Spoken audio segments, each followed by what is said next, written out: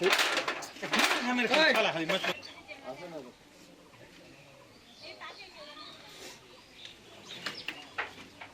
কাজ করেন আপনি? বাগানে কাজ করি, ভাত খাই। এখন তো সব শেষ। সব শেষ, এখন বাড়ি কর।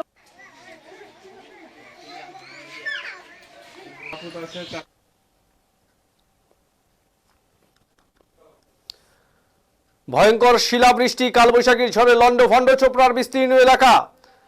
শুক্রবার রাতের কালবৈশাখী ঝড়ের তাণ্ডবে চোপড়া ব্লকের বিভিন্ন এলাকায় ঝড়ের তাণ্ডবে বিরাট ক্ষয়ক্ষতির আশঙ্কা করা হচ্ছে। বহু মানুষের টিনের বাড়ির চাল উড়ে গিয়েছে ঝড়ের তাণ্ডবে, বহু গাছ উপড়ে পড়ে গেছে রাস্তার ওপর, বাড়ির ওপর।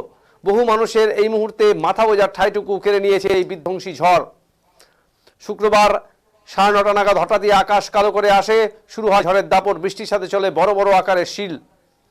তাতে এলাকার ফসলের প্রচুর ক্ষয়ক্ষতি হওয়ার আশঙ্কা করা হচ্ছে। ভুট্টা থেকে শুরু করে শাকসবজি কোনো কিছুই বাদ পড়েনি এই শিলাবৃষ্টির প্রকোপ থেকে। বিধ্বংসী ঝড়ে চোপড়া এলাকায় এখন লন্ডভন্ড পরিস্থিতি।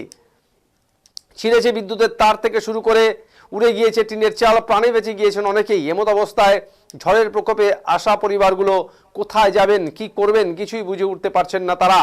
রাজ্য সরকারের কাছে তাদের অনুরোধ যেন এই পরিস্থিতি থেকে তাদের কিছুটা হলেও সহযোগিতা আসে। সেদিকে তাকিয়েই রয়েছেন এই বিধ্বংসী ঝড়ের মোকাবিলা করে বেঁচে ফেরা মানুষগুলি। বিধ্বংসী ঝড়ে খোয়া যাওয়া ঘর ও ঘরের একাধিক সামগ্রী, সন্তানদের পড়াশোনার বইপত্র, আসবাবপত্র সহ নানান ক্ষয়ক্ষতির শিকার হওয়া এক পরিবারের সাথে কথা বলে জানতে পারা যায় যে এই কালবৈশাখীর ঝড়ের ধ্বংসলীলায় একাধিক রূপ। তবে চোপড়া ব্লকের একাধিক এলাকায় গতকালের বিধ্বংসী বৈশাখী ঝড় ও শিলাবৃষ্টির জেরে ব্যাপক ক্ষয়ক্ষতির আশঙ্কা করা হচ্ছে। তার বাস্তব ছবি উঠে এসেছে আমাদের ক্যামেরায়।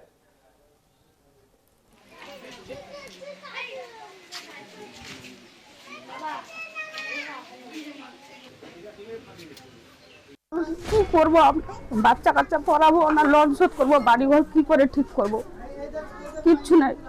কিভাবে যে বাঁচলাম আমি বাচ্চা কাচ্চা নিয়ে আমি জানি না। এখন কিভাবে কি করবো না করবো, বাচ্চা কাচ্চাকে নিয়ে আমি বাড়িঘর কি করে, একটা মানুষ কাজ করে ওটাই নিয়ে লোন টোন শোধ করে বাড়ি এগুলো করলাম। এখন লোন শোধ করবো না বাড়িঘর ঠিক করবো না বাচ্চা কাচ্চা পড়াবো, সব শেষ হয়ে গেলো, ভাঙে চুড়ে সব চুরমার হয়ে গেল। আমি একটাই আবেদন সরকারের কাছে যে আমার সহযোগিতা করুক বাড়িঘর ঠিক করার জন্য। হ্যালো, গাছ পড়ে তখন তো আপনি বাড়িতেই ছিলাম, আমরা সবাই বাড়িতে ছিলাম, শুধু আমার স্বামী উঠছে, আমি উনাকে উঠলাম যে উঠে তো বাড়িঘর গুলো মনে হয় পুরো হাওয়া আসতেছে, বাচ্চা কাচ্চাগুলোকে উঠাইনি, যেভাবে শুধু উঠছি স্বামীর উপরেই পড়ে গেছে সব। উনার পুরো মাথায় লাগছে, হাতের মধ্যে লাগছে। এবার ও তো উঠতে পারছে না, আমাকেও বলতেছে কিভাবে আমি উঠবো, তোমাকে উঠাবো না আমি উঠবো, এভাবে কিচ্ছু করতে পারতেছি না। আমি বাচ্চাগুলোকে কি করে বের করলাম যে আমি জানি না, সব শেষ হয়ে গেল, কি করব আমি। তখন কতটা আতঙ্কে ছিলেন? আতঙ্কে আমি মানে নিজে বাঁচবো না, বাচ্চাগুলোকে এই ঘরে আসে আমি বের করব। ওই ঘরে তো আমরাই নিজে চাপা পড়ে গেছি, পুরোটা ভাঙিয়ে শেষ, একদম বিছানার মধ্যে সবকিছু, কিচ্ছু বের করতে পারি না, কাপড় চুপড় সব শেষ।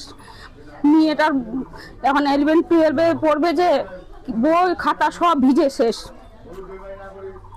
হাতে টাকা পয়সা নাই, অ্যাডমিশন করবো বাচ্চা, এদিকে লোন শোধ করা আছে, লোন টোন চালাবো না, বাড়িঘর ঠিক করব, কি খাবো, একটা মানুষ কাজ, শুধু আমার স্বামী কাজ করে। ভাত খাই, এখন ঘর বানাবো না আমি বাগানে যাব। আমি একাই থাকি, আমার স্বামী বাইরে কাজে গেছে। এখন তো ঘর আপনার ভেঙে গেল, কি করবেন এখন কি করব, এখন সরকারের কাছে আবেদন আছে। হ্যাঁ, এখন সরকার কি করবে না করবে। আপনি আবাস যোজনার ঘর পাননি? না না, ঘর দেয়নি। প্রচুর ঝড় ছিল, একদম বার হওয়ার মানে কোনো রাস্তাই নেই যে বাইরে হবো, কষ্ট মষ্ট করে তাও বাইরে হয়েছে বাড়ি থেকে, বাচ্চা কাচ্চা নিয়ে।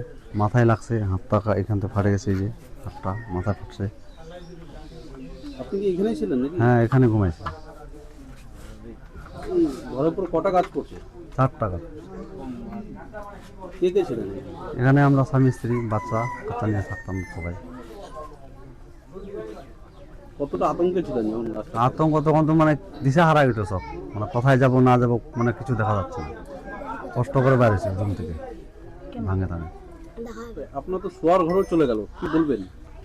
কি আর বলবো, কেউ যদি সাহায্য করে, বাড়ির জন্য আমার কিস্তি আছে, লোন আছে, এখন বাড়ি বানাবো না লোন চালাবো না কি করবো, মানে বোঝা যাচ্ছে না কিছু। কি কাজ করেন আপনি? ফ্যাক্টরিতে।